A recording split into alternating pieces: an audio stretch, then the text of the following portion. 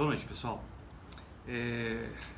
Como eu disse para vocês, né, a gente tem aí 108 partes sobre hidratação do cimento Portland.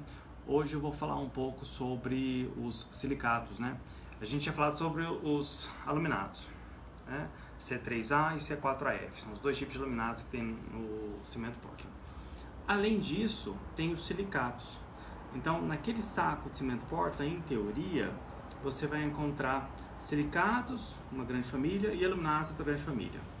Os silicatos, a gente tem o C3S e o C2S. O que significa isso? C da química do cimento significa óxido de cálcio. O S significa óxido de silício. CaO, o óxido de cálcio, SiO2 é o óxido de silício, né? São dois oxigênios por silício.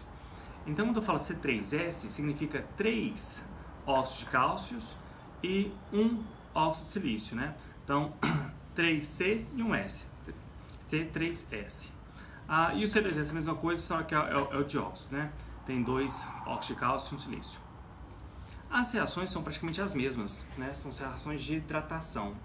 Diferentemente que tinham os aluminados, que eles tinham que hidratar na presença do sulfato de cálcio, do gesso, os silicatos não. Os silicatos a gente quer ver somente a hidratação deles.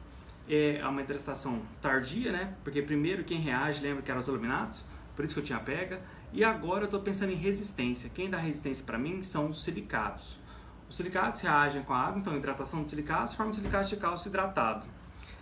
Basicamente é o C3S mais água formando um C3S2H3 mais hidróxido de cálcio. Então a hidratação dos silicatos produzem silicato de cálcio hidratado mais hidróxido de cálcio. A mesma reação acontece com o C2S. Então, C3S e C2S são reações similares. Os mesmos produtos, porém, reações com estequiometria diferente.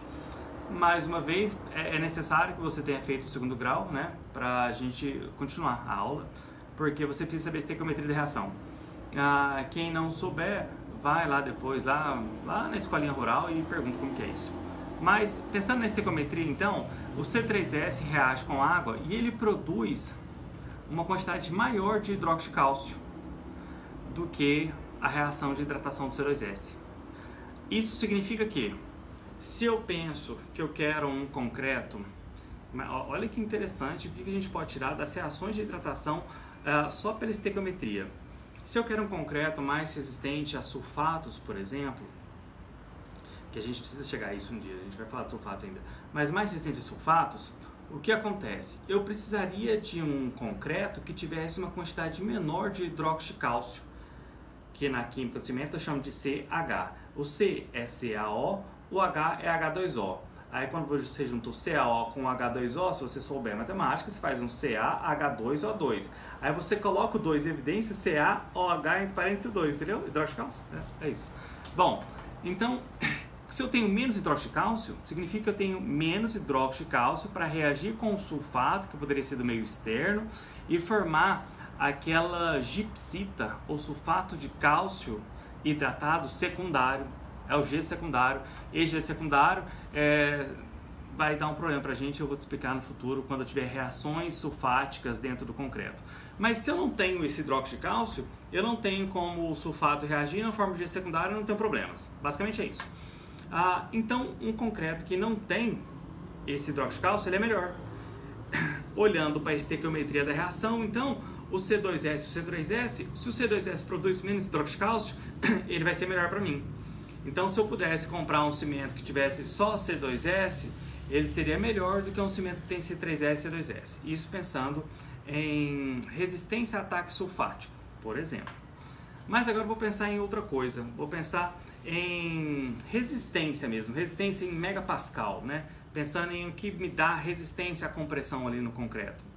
Se ele produz uma quantidade, o C2S, a hidratação do C2S produz uma quantidade menor de hidróxido de cálcio, significa que ele produz uma quantidade maior de silicato de cálcio hidratado.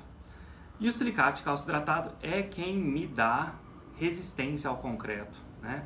Pensando em química do cimento. Então, mais uma vez, um saquinho de cimento só com C2S seria mais interessante para mim. Então, você observa que as reações dos silicatos são muito tranquilas, porque é somente silicatos reagindo com água formando os mesmos produtos. a diferença está na quantidade de produtos que cada um forma, né? O C3S ele forma uma quantidade maior de hidróxido de cálcio, o C2S uma quantidade menor de hidróxido de cálcio. Se eu não me engano, a proporção vai ser de 1:3 entre silicato de cálcio hidratado e hidróxido de cálcio para o C3S, 1 mol para 3 mols, né? E para o C2S é 1 mol para 1 mol, né? Na estequiometria. É bem fácil você fazer, você pode balancear na sua casa depois. Você coloca assim, C3S mais H, que é a água, dando C3S2H3 mais CH, que é hidróxido de cálcio. E na equação de baixo você coloca C2S mais água, formando C3S2H3, que é o silicato de cálcio hidratado, mais hidróxido de cálcio. Aí você faz o balanceamento das equações, você vai descobrir que vai dar 1:3 e 1:1. Entendeu? Então, isso é a hidratação dos silicatos. Então, a gente já sabe que lá no saco de cimento eu tenho silicatos, eu tenho aluminatos, C3S, C2S, os aluminatos C3A e C4AF, e eu tenho também o sulfato de cálcio de hidratado, que é a gipsita, né? É o gesso que estava controlando a pega dos aluminatos, lembra? É isso que eu tenho. Todo o resto é impureza. Eu posso ter sódio de potássio, né? A potássio equivalente, alguma coisa assim, titânio, magnésio, mas tudo isso em quantidades muito pequenas que não são interessantes a gente ficar vendo aqui. Tudo bem? Então, parte 5 foi. Muito obrigado. Você.